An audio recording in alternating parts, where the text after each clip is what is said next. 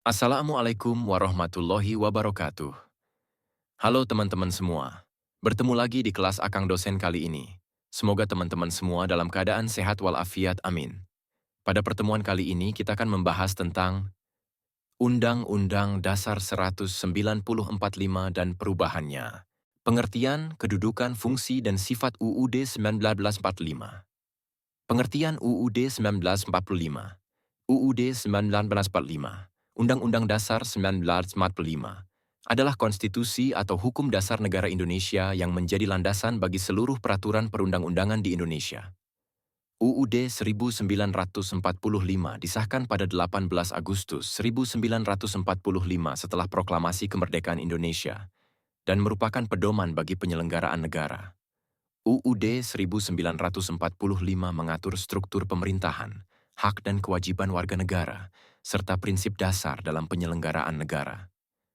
Kedudukan UUD 1945. UUD 1945 memiliki kedudukan sebagai hukum dasar negara yang tertinggi di Indonesia. Sebagai sumber dari segala sumber hukum, Undang-Undang Dasar tahun 1945 menjadi acuan utama dalam menyusun peraturan-peraturan perundang-undangan yang ada di Indonesia.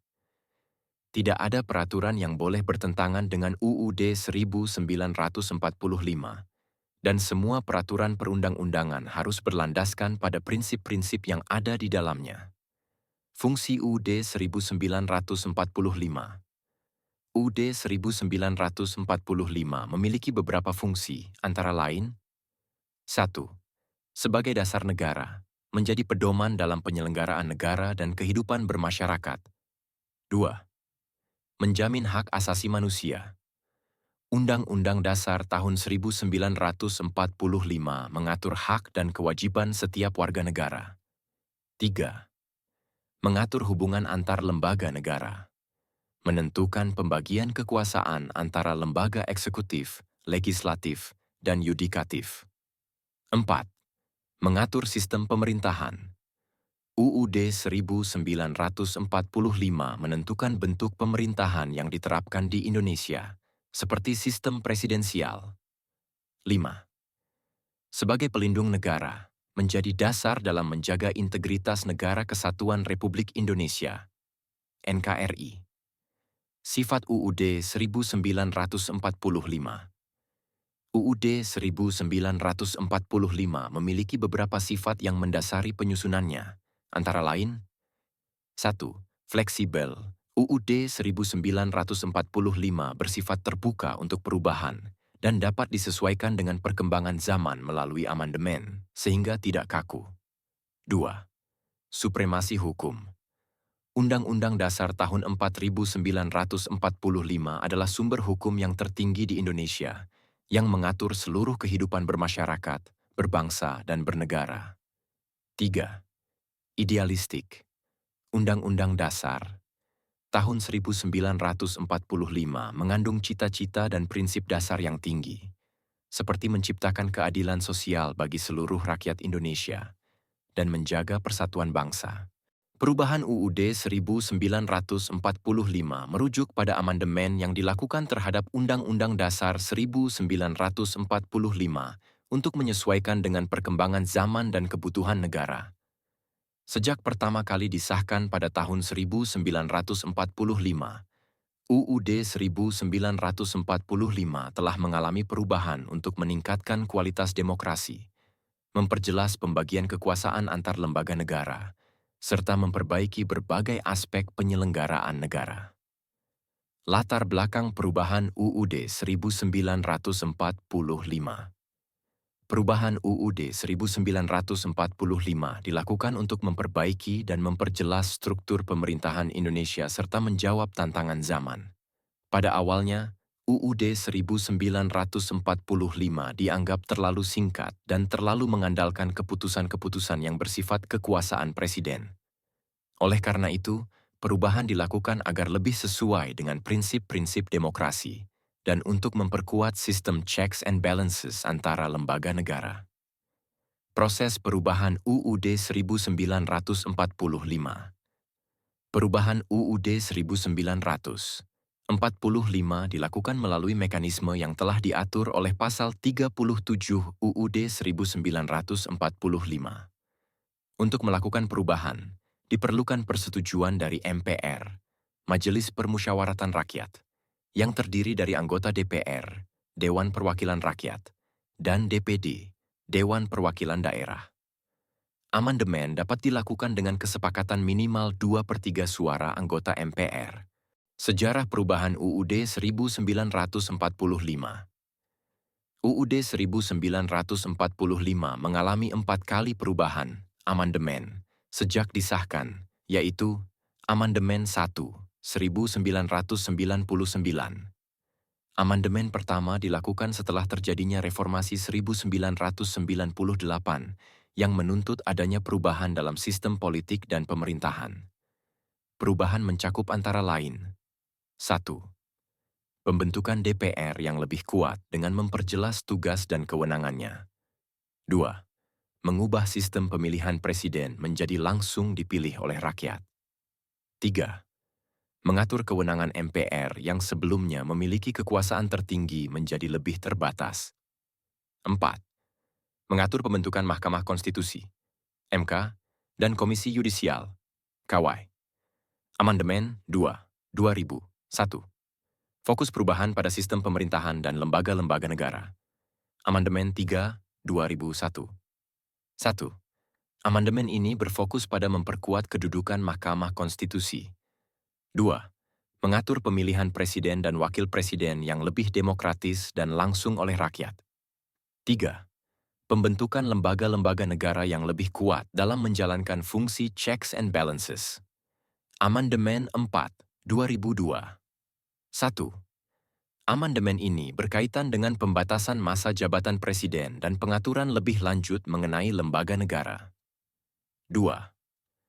Mengatur tentang kewenangan Mahkamah Konstitusi dan lembaga negara lainnya.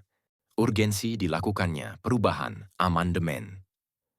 UUD 1945 dapat dilihat dari berbagai perspektif, baik dalam konteks perkembangan zaman, dinamika politik, maupun kebutuhan untuk memperbaiki sistem pemerintahan Indonesia.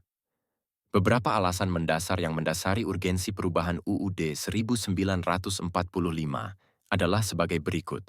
Meningkatkan demokrasi dan keterwakilan. 1. Pemilihan presiden langsung oleh rakyat.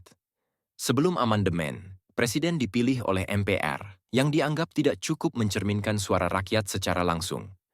Dengan perubahan, rakyat diberikan hak untuk memilih presiden dan wakil presiden secara langsung, sehingga sistem demokrasi di Indonesia menjadi lebih kuat dan mencerminkan keinginan rakyat. 2. Peran MPR yang terbatas. Setelah amandemen, kekuasaan MPR tidak lagi berada di puncak hierarki kekuasaan negara yang sebelumnya sangat dominan. Pembatasan kekuasaan ini membuat sistem pemerintahan menjadi lebih demokratis dan mencegah terjadinya penyalahgunaan kekuasaan. Memperkuat lembaga negara. 1. Pembentukan Mahkamah Konstitusi, MK. Sebelum perubahan, UUD 1945 tidak memiliki lembaga yang secara khusus mengawasi konstitusionalitas undang-undang. Setelah amandemen, MK dibentuk untuk menguji undang-undang dan menangani sengketa konstitusi yang membuat sistem hukum Indonesia menjadi lebih efektif dan adil. 2. Komisi Yudisial, KY. Amandemen juga memperkenalkan KY sebagai lembaga yang bertugas untuk menjaga independensi hakim dan mengawasi kinerja lembaga peradilan. Hal ini penting dalam memperkuat sistem peradilan yang bebas dari intervensi politik atau kekuasaan. Meningkatkan akuntabilitas dan transparansi pemerintahan. 1. Checks and balances yang lebih tegas. Perubahan UUD 1945 memperjelas pembagian kekuasaan antara lembaga eksekutif, presiden, legislatif, DPR, DPD, dan yudikatif, Mahkamah Agung, Mahkamah Konstitusi, yang memberikan mekanisme pengawasan yang lebih baik. Hal ini bertujuan untuk mencegah penyalahgunaan kekuasaan dan memastikan bahwa setiap lembaga negara bekerja dalam kerangka yang sesuai dengan prinsip demokrasi dan negara hukum. 2. Pembatasan masa jabatan presiden. Amandemen juga memperkenalkan pembatasan masa jabatan presiden hanya 2 periode untuk mencegah terjadinya konsentrasi kekuasaan pada satu individu dalam waktu lama yang dapat mengarah pada penyalahgunaan kekuasaan. Penguatan hak asasi manusia. 1. Peningkatan perlindungan hak asasi manusia. AHAM. Dalam amandemen, ada penguatan terhadap hak-hak dasar setiap warga negara. UUD 1945 yang sudah lebih memperhatikan hak asasi manusia, menjamin bahwa setiap warga negara Indonesia mendapatkan perlindungan terhadap hak-haknya, baik dalam aspek sosial, politik, ekonomi, maupun budaya. 2. Penyempurnaan pasal-pasal terkait HAM. Dengan perubahan, UUD 1945 juga mengatur hak-hak warga negara secara lebih rinci dan menegaskan pentingnya penghormatan terhadap kebebasan dan keadilan sosial. Penyesuaian dengan perkembangan zaman. 1. Kebutuhan terhadap otonomi daerah. Amandemen juga memberikan ruang bagi daerah untuk mengatur urusan dalam daerahnya masing-masing, meningkatkan otonomi daerah yang lebih besar untuk mengakomodasi kebutuhan dan aspirasi masyarakat daerah. 2. Globalisasi dan tantangan internasional. Perubahan-perubahan ini penting agar Indonesia dapat bersaing dalam tatanan global, serta menjaga integritas negara dengan sistem pemerintahan yang efisien dan efektif, yang mampu menghadapi tantangan dunia internasional. Menanggapi krisis politik dan ekonomi. 1. Reformasi politik setelah krisis 1998. Amandemen pertama pada tahun 1999 dilakukan setelah krisis ekonomi dan reformasi politik yang menuntut perubahan mendalam dalam sistem pemerintahan. Ketegangan politik dan tuntutan perubahan sistem pemerintahan menjadi latar belakang penting dilakukannya amandemen untuk meningkatkan stabilitas politik dan sosial. 2. Pemulihan kepercayaan publik. Amandemen dilakukan untuk memperbaiki hubungan antara pemerintah dan rakyat, serta membangun kepercayaan publik terhadap sistem pemerintahan yang lebih transparan dan akuntabel. Mewujudkan keadilan sosial. 1. Penyempurnaan sistem kesejahteraan sosial. Salah satu tujuan dari amandemen adalah untuk lebih mempertegas bahwa negara memiliki kewajiban untuk mewujudkan keadilan sosial bagi seluruh rakyat Indonesia. Ini mencakup pengaturan lebih lanjut mengenai pendidikan, kesehatan, serta hak atas pekerjaan dan kesejahteraan ekonomi. Mekanisme amandemen UUD 1945 diatur dalam pasal 37 UUD 1945 yang menjelaskan prosedur dan syarat yang harus dipenuhi untuk melakukan perubahan atau amandemen terhadap konstitusi. Proses amandemen ini memiliki ketentuan khusus agar perubahan tersebut tetap dalam koridor yang sah dan sesuai dengan prinsip dasar negara Indonesia. Ketentuan dalam Pasal 37 UUD 1945.